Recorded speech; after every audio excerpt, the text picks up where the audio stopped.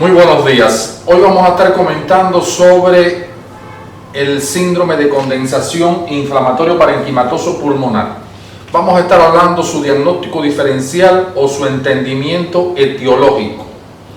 Cuando a nosotros nos llega a la consulta un paciente con tos, expectoración, un cuadro febril, este paciente está con algo de disnea, tiene punta de costado y yo lo examino y le encuentro una expansividad torácica que puede estar reducida en un hemitórax, le encuentro que las vibraciones vocales pueden estar aumentadas en ese hemitórax, encuentro que hay matidez a la percusión y cuando lo oculto encuentro crepitantes. Todo esto me hace a mí pensar en que estoy frente a un paciente con una condensación inflamatoria parenquimatosa pulmonar.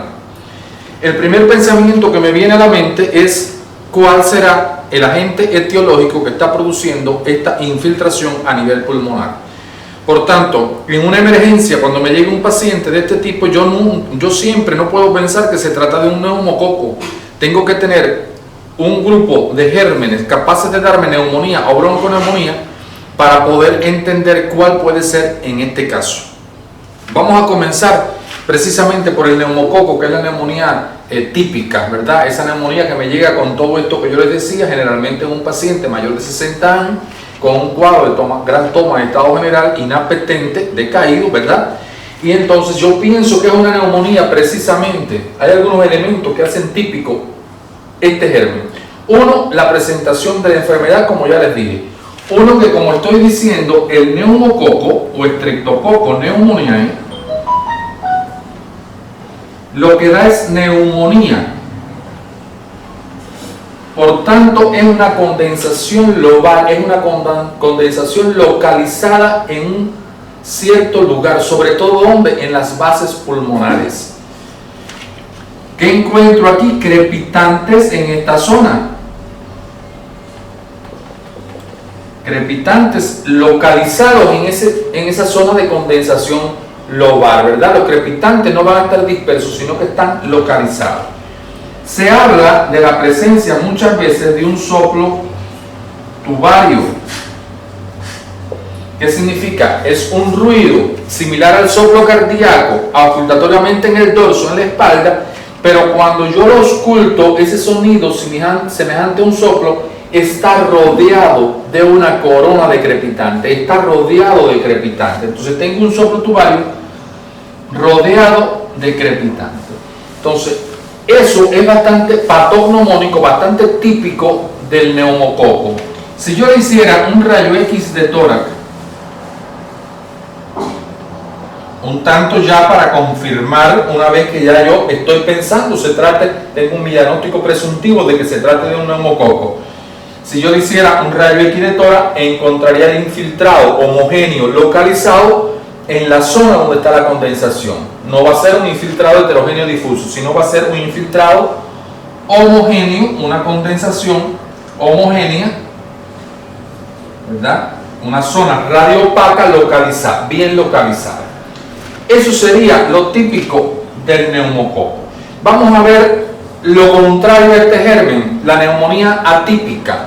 Y esa me la da sobre todo el Mycoplasma pneumoniae. ¿Qué hace típico el Mycoplasma pneumoniae? El Mycoplasma pneumoniae tiene un cuadro clínico la mayor parte de las veces y por eso es que es atípica.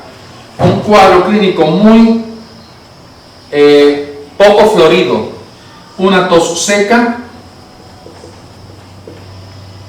cefalea y febrícola. A diferencia de este paciente que me estaba dando tos con expectoración purulenta, fiebre alta con gran toma de estado general, más toda la debacle del examen físico. Sin embargo, este paciente se me presenta con esto y a mí, como no tengo diagnóstico para mi paciente, ante la sospecha del micoplasma le indico un rayo X de tórax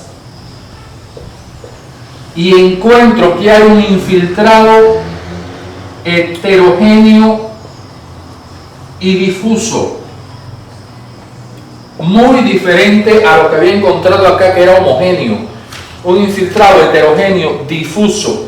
Y esto le vamos a llamar, y es muy importante que recordemos, le vamos a llamar disociación clínica radiológica. Poca clínica, mucha radiografía. Esto es típico del Mycoplasma pneumoniae.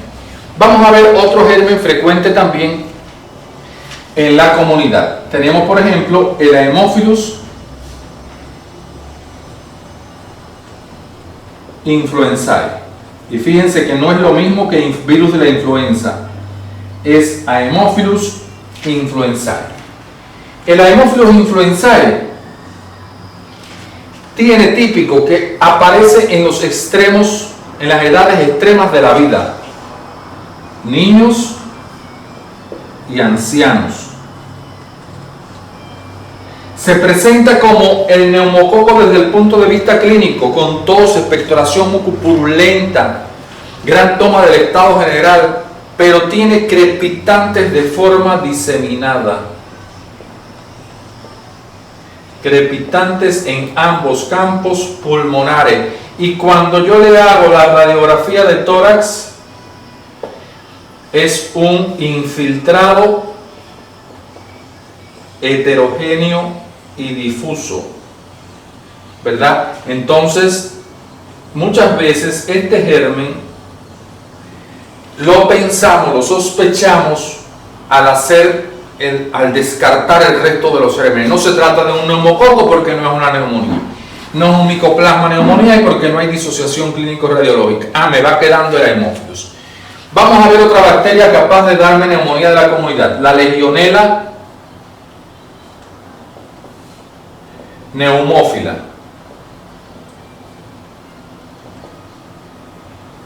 ¿Qué característica, qué hace característico? Y ese nombre viene de la primera vez, un grupo de diputados estaban reunidos en un anfiteatro y alguien estaba enfermo y difundió toda la bacteria a la mayoría de los que estaban dentro, enfermedad de los legionarios. Esta bacteria tiene algo típico, además de darme el cuadro característico de tos con expectoración purulenta, fiebre, toma de estado general, crepitante, da diarreas. Y diarreas que llevan a la deshidratación y al shock. Entonces, si yo tengo un abuelito, un anciano, que viene con un cuadro que simula una bronconeumonía, pero además está con diarrea, no puede olvidarse la posibilidad de que se trate de una Legionella neumófila. Vamos a ver otra bacteria, un micobacterio muy importante, capaz de darme un cuadro bronconeumónico o un cuadro neumónico. Y estoy pensando en el bacilo de Koch, muy frecuente en nuestro medio y que no podemos olvidar. Entonces, el bacilo de Koch nos da la tuberculosis pulmonar.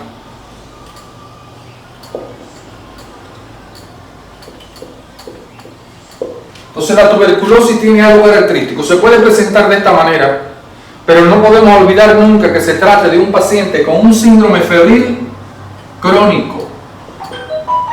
Es decir, un paciente que viene a la consulta con fiebre de más de 21 días, que sea un sintomático respiratorio, un paciente que tenga más de 14, 15 días con un cuadro respiratorio, tengo que sospechar en esta enfermedad.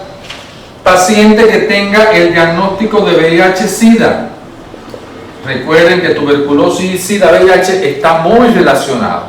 Un paciente con un cuadro anémico que no conozco su causa, no olvidarnos de ello. Un paciente desnutrido, caquético, la desnutrición.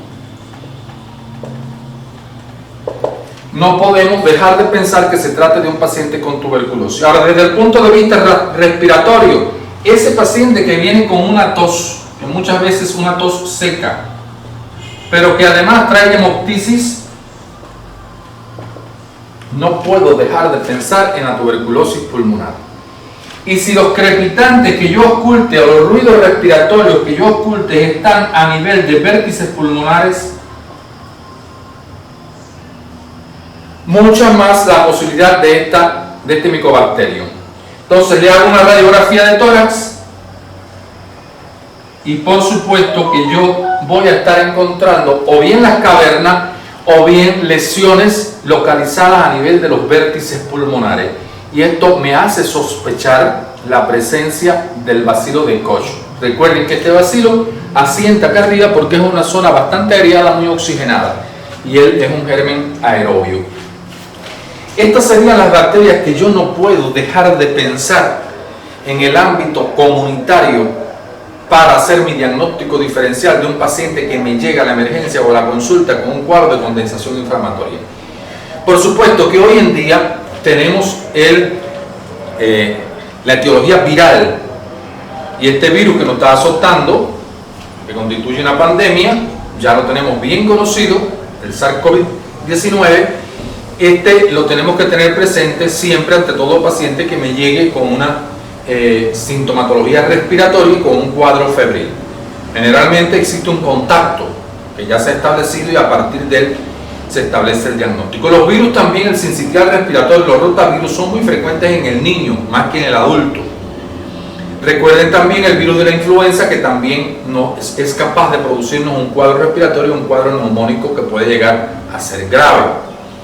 No olvidemos los parásitos y el síndrome de Loeffler, es decir, aquellos parásitos, el Ascarilloplicoides, el Necator, que tienen un ciclo respiratorio y son capaces de dar un cuadro tusígeno con manifestaciones alérgicas.